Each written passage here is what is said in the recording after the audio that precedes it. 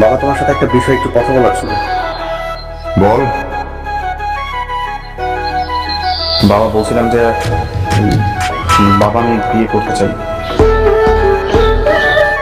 আমি আছি এক ঝামেলার মধ্যে, আর এই সময় ও আবার আসছে বিয়ের খবর নিয়ে, মানে বিয়ে করতে চাই। শোন, সামনে ইলেকশন, ভালোই ভালোই আগে ইলেকশনটা শেষ করি, তারপর একটা ভালো পাত্রী দেখে তোর আমি বিয়ের ব্যবস্থা করব। বাবা, পাত্রী খুঁজতে হবে না, পাত্রী আমার পছন্দই আছে। কে? শমশের চাচার মেয়ে জুই। বাবা, আমরা দুজন দুজনকে ভালোবাসি। তাদের ওই কি কয়? ও কি মাথা ঠিক আছে? দুনিয়ায় কি আর মাইয়া নাই?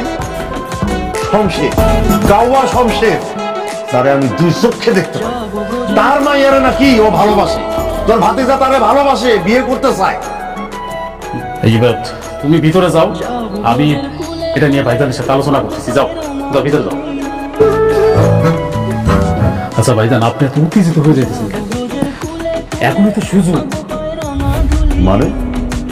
মানে হইল গিয়া, শমশের ভাইয়ের মেয়ে আমারও নাইমরে ভালোবাসে। আমারও যদি জিজ্ঞেস করেন তাহলে আমি বলবো যে নাইমের সাথে শমশের ভাইয়ের মেয়েটি বিয়েটা দিয়ে দেন। তাহলে কি হবে জানেন? বুঝলি কাদের? শমশের হইল আমার ছোটবেলার বন্ধু, একই স্কুলে পড়তাম। দুজনের মতো খুব কম্পিটিশন হইতো লেখাপড়া নিয়ে। আমি বের হলাম।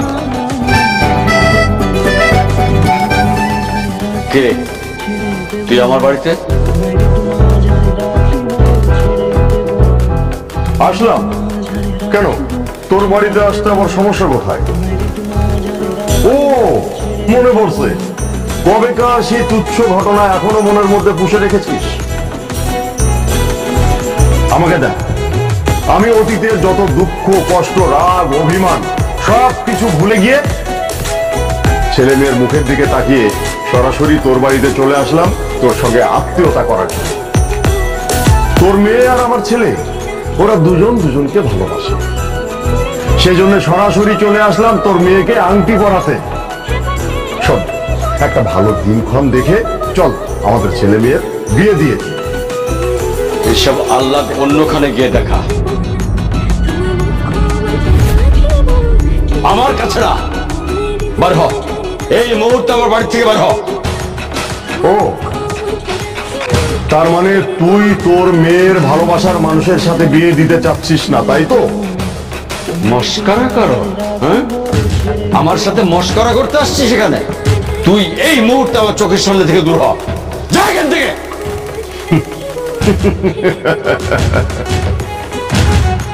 কি ভেবেছিস এমপি সাহেবের ভাতিজার সঙ্গে তোর মেয়ের বিয়ে দিলে তোর গদি আরো শক্ত হবে?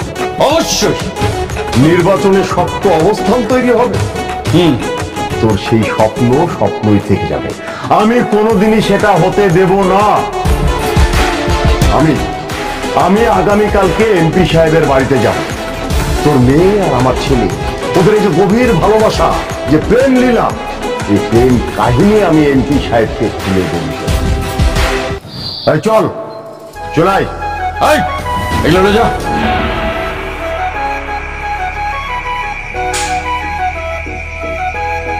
আজকে আমার বাবা সত্যি অনেক কষ্ট পেয়েছে, জানিস? আমার অনেক খারাপ লাগছে। জুই, আমার মনে হয় কি ওনারা আমাদের এই ভালোবাসার সম্পর্কটা মেনে নিবে না। এটা আমারও মনে হয়। তাইলে কি তুই আমার আর ভালোবাসবি না? তুই কি বলিস? আমি তোরা ছাড়া মইরা যাব? তুই জানিস আমি গ্রামে কেন আসছি? কেন? শুধুমাত্র তোরা এক নজর দেখার জন্য আসছি। আমার এই বেকল হৃদয়টা কি পরিমাণে ছটফট করতেছিল তোরা দেখার জন্য, কেমনে বুঝাবো? বিশেষ কর, আমি তোরা ছাড়া মোটেও ভালো থাকতে পারবো না। চুপ করে আছিস কেন? কিছু বল। আমার একটু ভাবা লাগবে। এত বড় সিদ্ধান্ত এভাবে হুটহাট করে নেওয়া যায়? গ্রাম সাইডে আর এক জায়গায় যে সংসার করবো, এটা এত সহজ নাকি? একটু ভাবার জন্য সময় দে। আমি তো সিদ্ধান্তের জন্য অপেক্ষা করবো। আচ্ছা, আমি তোরে জানাবো। অনেক রাত হয়ে গেছে, তাহলে আমি বাড়ি যাই।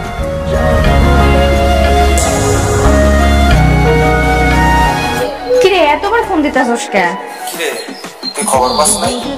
কি খবর? নাইমের আব্বা তো মারা গেছে।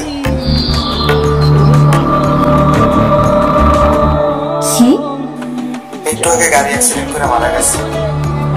আচ্ছা এখন রাখি।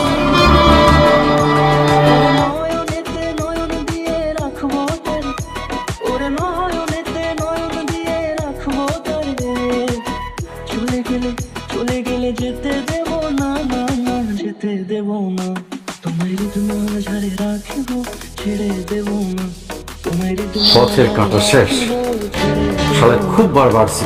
আরে আমার ডর দেখায় কয়ে পিসবের কাছে গিয়া তোর মায়ের প্রেমের কথা সব বলি যা শালা উপরে গিয়ে বলে দে।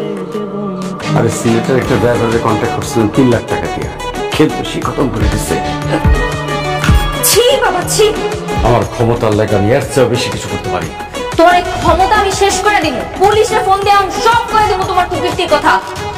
সেই সুযোগ তুই পাইলে তো আমি তোমার লগে যাবো না।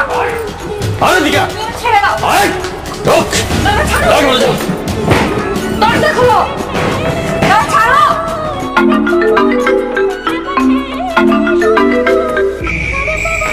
হ্যালো, কই তুই? আমার ফোন ধরতেছিস না কেন? হসপিটাল, কবরস্থান, সামাজিকতা এগুলো নিয়ে ব্যস্ত ছিলাম রে, ফোনের কাছে ছিলাম না। এখন কই আছিস তুই? ঘরের সামনে বসে আছে একা একা। একটু আসবে আমার পাশে? আমার না অনেক একা লাগতেছে, মনে হচ্ছে যে আমি এতিম হয়ে গেলাম। আমি আসবো, আমি সারা জীবনের জন্য তোর কাছে চলে আসবো। সত্যি আসবি? হ, তুই আমারে কইছিলি না? আচ্ছা তাহলে আজকে রাইতে আমরা পালাবো, আমি আইতাছি। ঠিক আছে, রাত 11টায় আমি তোর জন্য অপেক্ষা করবো। The number you are trying to call is currently switched off. Please try again later.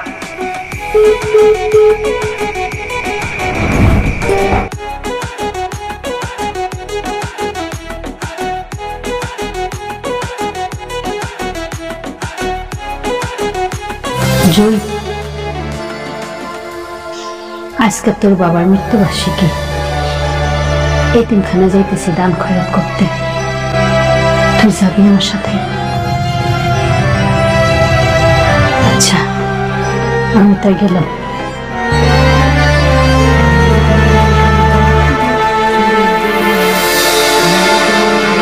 জুয়েপা,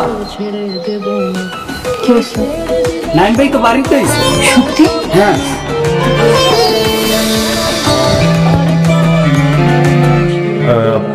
আজ তো কোনো সমস্যা হয়নি না কাকা, সব ঠিকঠাক ছিল। আচ্ছা ইয়ে কর, তোরা ফ্রেশ হয়ে নে, আমি একটু নাস্তার ব্যবস্থা করি। তুমি ভিতরে যাও, আমরা আসছি।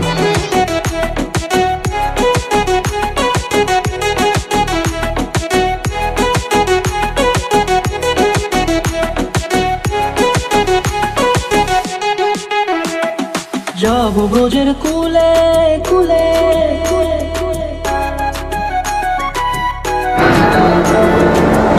তুই হঠাৎ পরিচয় করে দিই, ও হচ্ছে অর্ণা, আমার স্ত্রী। ব্রজের কুলে কুলে মাগো পায় রাঙা ধুলি। কিছু বলবি? যাব ব্রজের কুলে কুলে মাগো পায় রাঙা ধুলি। ওরে নয়নেতে নয়ন দিয়ে, তুই তাহলে চলেই যাবি? হ্যাঁ কাকা। নয়ন দিয়ে রাখবো তারে। তুই কি কারোর জন্য অপেক্ষা করতেছিস? হ্যাঁ, যার জন্য অপেক্ষা করতেছিস সে আর কখনো আইব না। কেন? তোর বাপরে প্ল্যানিং করে রোড অ্যাক্সিডেন্ট করে খুন করাইছে, এদিকে জুয়ের বাপ। আমার ধারণা জুই এই পরিকল্পনার সাথে জড়িত। ওই শমশেরের যদি আমি ফাঁকির তরিতে না ঝুলাইছি, আমার নামও কাঁদেন না। কাকা কাকা, তুমি এগুলো করো না। আমি তো জানি বাবা হারানোর কি যন্ত্রণা। আমি জানি না পৃথিবীতে আমার মতো আর কোনো সন্তান বাবা হারা হোক। তুমি এসব কেস মামলা মোকদ্দমা কিচ্ছু করবে না কাকা। আর আমি এই মুহূর্তে গ্রাম ছেড়ে চলে যাব।